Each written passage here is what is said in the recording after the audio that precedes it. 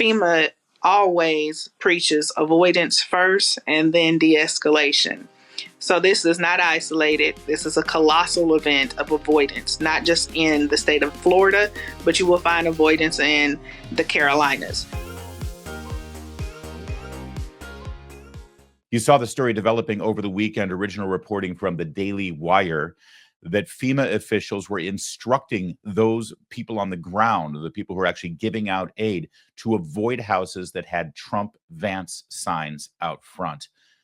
It's outrageous. It's disgusting. It's despicable. It's criminal. It's really, really bad. And there needs to be a full-blown investigation into the corruption in the FEMA and in the Biden administration. There's also corruption in how this story is being covered.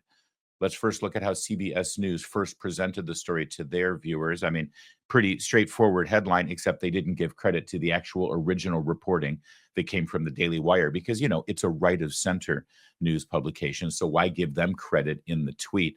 FEMA worker fired after she directed workers helping hurricane survivors not to go to homes with yard signs supporting President-elect Donald Trump. Okay, now, if you're a viewer of this program, and you're plugged into the news cycle, you know that that's a picture of the FEMA director, right? But for most people in the world who aren't following the nuts and bolts and idiosyncrasies of the Biden administration and every hire they've got, you would assume that that woman right there is the worker in question, right? Why would CBS News not put a picture of the actual worker and instead put a picture of the FEMA director? Well, I don't know. The New York Post put a picture of the actual worker up there. That's the actual worker for FEMA who told FEMA aid workers who were trying to give relief and support to individuals on the ground suffering from Hurricane Helene. She's the one who told them to avoid houses that had Trump signs out front. But CBS News decided not to put her picture up there.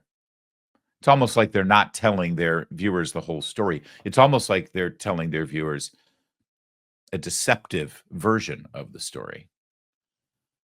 But the deception doesn't end there. Look at these side-by-side New York Times articles. The first one from October 4th is a fact check on Donald Trump. Trump's false claims about the federal response to Hurricane Helene. The former president falsely accused the Biden administration of spending disaster funding on migrants, neglecting areas that had voted for Republicans, and ignoring a call from a Republican governor. In other words, Trump had said, you know, there's people suffering down here, but because they're in a red state and because Republicans are asking for help and Republican voters, they're not getting the aid they would normally get. New York Times said that was false. It was false. It was false. 1 month later, FEMA fires employees for telling Milton relief workers to skip houses with Trump signs. I haven't seen the correction on the October 4th headline yet. I haven't seen that reversal. I haven't seen the, we're not going to see that, are we, from the New York Times. You see, the election changed a lot 1 week ago today, but there's some things that are going to take a long time to change. That's why this show will keep going, I promise you. Well, now this fired official is speaking out. This fired official believes that she's being used as a scapegoat. This fired official says there's a lot more to this story that goes well beyond just her. So let's hear from her, shall we? Stating that I was fired. They all allege that these actions were made on my own recognizances and that it was for my own political advances. However, if you look at the record, there is what we call a community trend. And unfortunately, it just so happened that the political hostility that was encountered by my team, and I was on 2 different teams during this deployment, they just so happened to have the Trump campaign signage. FEMA always preaches avoidance first and then de-escalation. So this is not isolated. This is a colossal event of avoidance, not just in the state of Florida, but you will find avoidance in the Carolinas. Senior leadership will lie to you and tell you that they do not know. But if you ask the DSA crew leads and specialists what they are experiencing in the field, they will tell you. Demand for FEMA to give you those incident reports stating that. All right. Now, that's a lot there, and we're going to walk it through step by step here because that's just the beginning of the bombshell. That's the tip of the corruption iceberg here. If this fired official is telling the truth. Now, I fully am aware that she could be in a CYA mode here, and she's just making this up. Say, oh, no, I was told to do this. We were all doing it. Everybody was doing it. That's quite possible. Or it's quite possible she's telling the truth. Let me just ask you something. If the roles were reversed and this was a Trump FEMA employee, and they had said, don't give any aid to anyone who has an Obama side out front, would the media be believing the testimony that you're hearing right now? I think they would. A couple of things that I just want to unpack here real fast. I was fired. They all alleged that these actions were made on my own recognizance and that it was.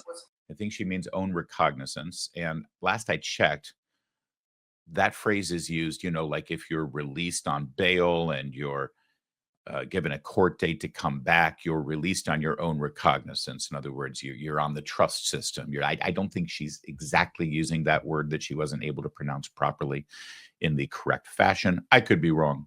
I hate to be the grammar police. I just think it gives context into the validity of the claims. All right, but one other thing that she said here that I think is really worth noting. I was on 2 different teams during this deployment. They just so happened to have the Trump campaign signage. FEMA always preaches avoidance first and then de-escalation. So this is not isolated. This is a colossal event of avoidance, not just in the state. That's the phrase, a colossal event of avoidance. God, government language is so brilliant, isn't it? They use phrases like this just to sort of not say anything. A colossal event of avoidance. Let's see as we learn more from this fired FEMA employee. What else is there exactly? So if you turned in reports to your supervisors that state political hostility for the people in the field, those reports exist. Yes, hence why I also sent you screenshots where they're deleting files now from my computer. So FEMA says they fired me, but I still have access to the systems and their applications. And while I was in an interview yesterday, I noticed that my files were being deleted in my name, and I could not have been doing that while I was talking to Madison.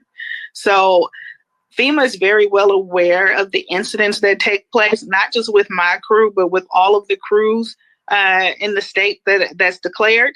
And instead of just saying, hey, this is how we're going to mitigate it to protect our people, they decided to fire me and make sure Donald Trump knows that they are loyal to him because they fear retribution.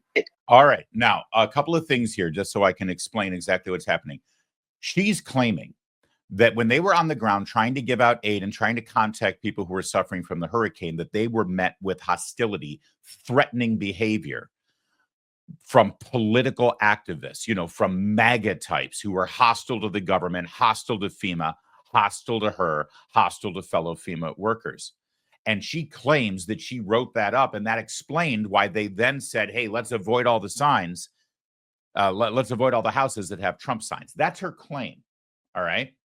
And she claims that she had those files. She went in to try to save them and preserve them, and she saw them being deleted in real time to cover it up. Because, and again, you have to believe her story, FEMA was so intent on being on the good side of Donald Trump, who's on his way in. That's her story. Now, either way, we've got corruption at FEMA. We've got big time corruption at FEMA. And I would argue anti-Trump corruption at FEMA, anti-Trump voter. And there's another word for a Trump voter, by the way. That would be an American citizen, a tax-paying American citizen who is suffering from hurricane disaster effects, and they're in full need of government aids. And if they treat you hostilely, I'm sorry, your job is to still help them out. They may be in kind of a stressful situation. Their home just got washed out by a hurricane. So forgive them if they're a little prickly right now. But if they greeted you with attitude, it's not because they voted for Trump. And even if it is, it's not incumbent on you to decide, okay, then you're not going to get any of this federal money. Screw you. Okay, But set that aside for a moment. Even if you believe everything that she's saying, you've got corruption because they denied people across the board just because they had a sign out. Sure, maybe somebody was hostile and obnoxious and even rude, maybe even racist, maybe even threatening. But that doesn't mean every single person with a Trump sign is going to be threatening, rude, or racist. You can't just decide that. Okay, so that's right there. You've got a scandal. Number two, she's fired, but she still has her login and she can access her files. That's a scandal of incompetence.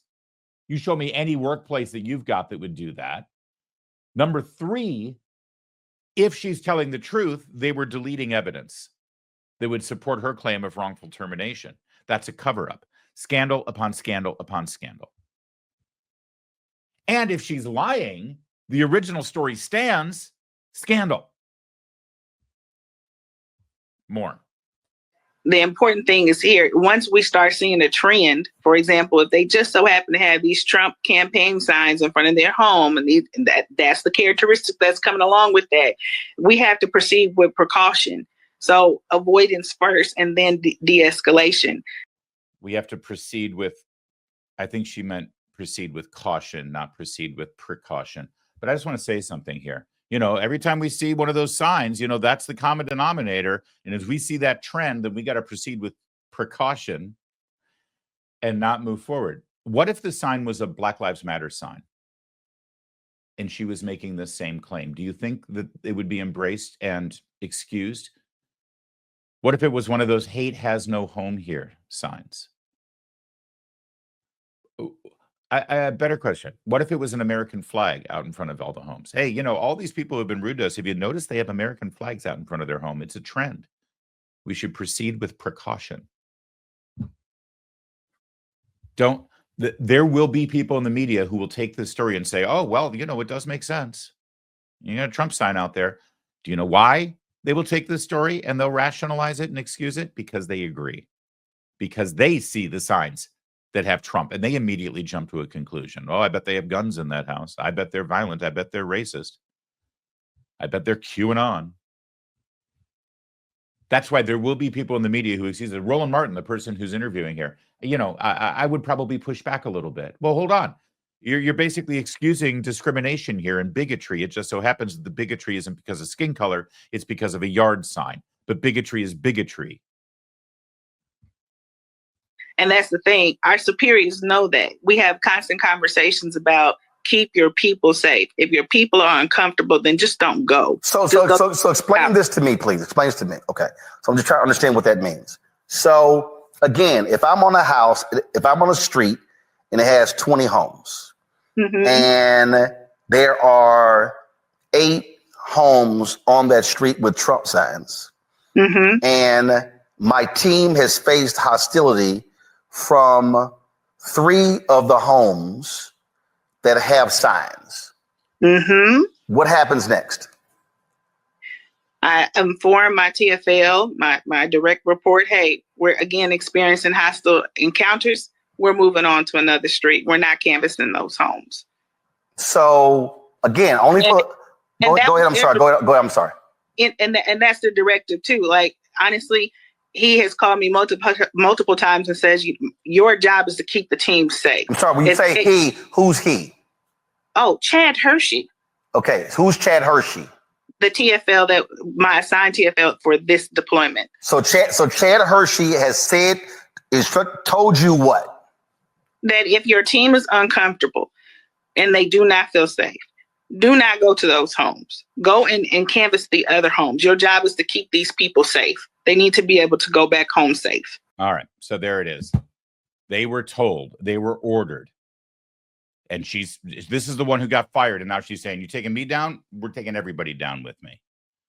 Specifically told, if you feel, I love the two phrases are very interesting here. Uncomfortable and unsafe. Now, the way we around with language these days, you know, our college kids snowflakes feel unsafe if somebody is wearing a, you know, American flag lapel pin. Unsafe is, you know, these people feel unsafe if they're confronted with anything that they disagree with. But even to take it to uncomfortable. Oh, if you feel uncomfortable, then you just move on and we won't canvass there. These Trump signs make me feel uncomfortable. Let's go on. Yeah, but ma'am, the house is flooded and I'm hearing people screaming for help inside the house. Nope, move on. They have a Trump sign. I feel unsafe. I feel uncomfortable. The scandal just got worse. Are you seeing it elsewhere in the media? I hope so. If you're not, ask them why, and then keep coming back here for more.